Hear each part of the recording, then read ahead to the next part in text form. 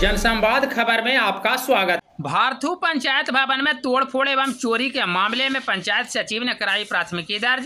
दरअसल घोसी थाना क्षेत्र के भारथू पंचायत भवन में चोरी एवं सरकारी संपत्ति के नुकसान के मामले में पंचायत सचिव ने घोसी थाने में प्राथमिकी दर्ज कराई है।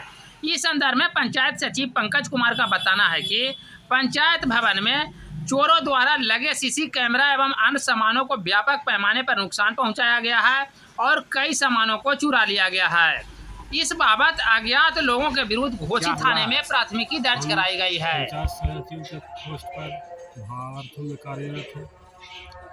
मैंने अंतिम बार 27 तारीख को शाम 4:38 में कार्यालय को बंद करके कार्य का निष्पादन करने के बाद मैं घोसी आ गया था और पुनः जब कार्यालय 29/4/2023 को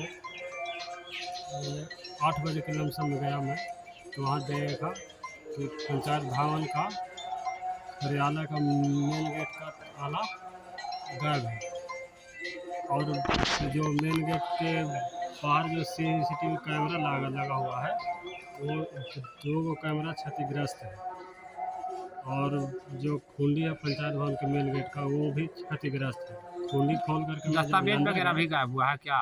तो ये अंदर गए हम कुंडी खोल करके, तो हम देखे कि कैमरा जो रिकॉर्ड होने वाला है LCD वो नीचे क्षतिग्रस्त पड़ा हुआ है और कुछ सामान अंदर से इलेक्ट्रॉनिक सामान चोरी हो गई है।